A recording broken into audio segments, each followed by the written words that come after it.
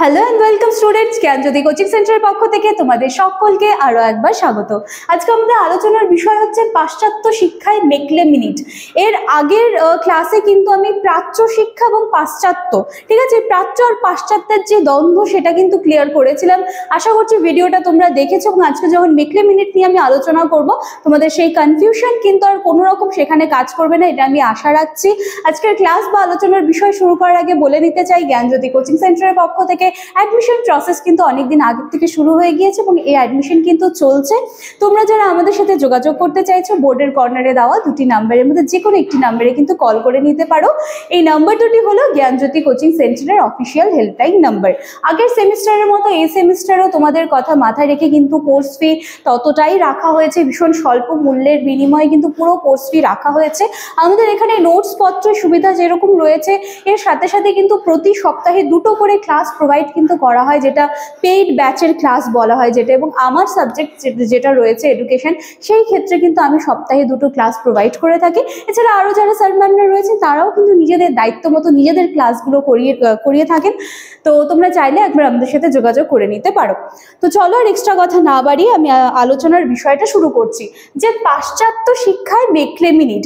এই যে Macaulay minute মানে এই যে বিষয়টা ছিল, যেটা পাশ্চাত্য শিক্ষাকে মানে গুরুত্ব দিয়েছিল, যেটা আমরা আগের দিনে দেখেছিলাম যে প্রাচ্য এবং পাশ্চাত্য, ঠিক আছে, শুরু হয়েছিল যে হ্যাঁ স্থানীয় ভাষার একটা গুরুত্ব থাকবে এই সমস্ত কিছু, কিন্তু আলটিমেটলি পরে আমরা কি দেখেছিলাম যে পাশ্চাত্য শিক্ষাকে বেশি ইম্পর্টেন্স কিন্তু দেওয়া হচ্ছিল। তো সেইখানে দাঁড়িয়ে এই যে মেকলে মিনিট, সেটা কিন্তু ভারতীয় উপমহাদেশে ব্রিটিশ শিক্ষার ক্ষেত্রে একটা গুরুত্বপূর্ণ ভূমিকা কিন্তু রেখেছিল। এবং এই যে মেকলে মিনিট, এই বিষয়টা কিন্তু 2রা ফেব্রুয়ারি 1835 সালে দেখা দেয়, ঠিক আছে। এবং সেই সময় তৎকালীন ভারতের গভর্নর ছিলেন উইলিয়াম বেন্টিং। তো এই ছিল হচ্ছে মেকলে মিনিট, যার সম্পর্কে একটুখানি আমি আলোচনা করলাম। তো এইবার এর মধ্যেকার যে বিষয়গুলো রয়েছে বা তার যে মেইন বিষয়বস্তুগুলো রয়েছে সেইগুলো আমি একটু আলোচনা করছি। দেখো, সবার প্রথমে কি আছে, ইংরেজি শিক্ষার প্রসার। তাহলে মেকলে বিশ্বাস করতেন যে ভারতের শিক্ষা ব্যবস্থাকে কিন্তু আধুনিক শিক্ষায় রাখতে হবে, সেখানে কিন্তু কোনো রকম প্রাচ্য শিক্ষার ছাপ কিন্তু ফেলা যাবে না। তাহলে আলটিমেটলি কি হচ্ছে, যে যতই স্থানীয় ভাষার নিয়ে শিক্ষা ব্যবস্থা তৈরি হবে এই সমস্ত কিছু কথা বলা হয়েছিল, কিন্তু আলটিমেটলি আমরা কি দেখছিলাম, যে পাশ্চাত্য ধ্যান ধারণা বা পাশ্চাত্যের যেই শিক্ষার যে একটা ছোঁয়া, বা ইংরেজি নিয়ে বা ইংরেজি ভাষাটা নিয়েই আমি আমার শিক্ষাটাকে কন্টিনিউ করব বা আমার শিক্ষা ব্যবস্থা ইংরেজি হবে, তো সেইটার উপর কিন্তু বেশি ঝোঁক দেখা গিয়েছিল। সেটা হচ্ছে ইংরেজি শিক্ষার প্রসার। এরপর হচ্ছে ভারতীয় ভাষার প্রতি অবজ্ঞা। দেখো এখানে কি বলা হচ্ছে, যে মেকলে দাবি করেন যে ভারতীয় সাহিত্য এবং ভাষা কিন্তু অন্যায়ভাবে এবং নিম্নমানের।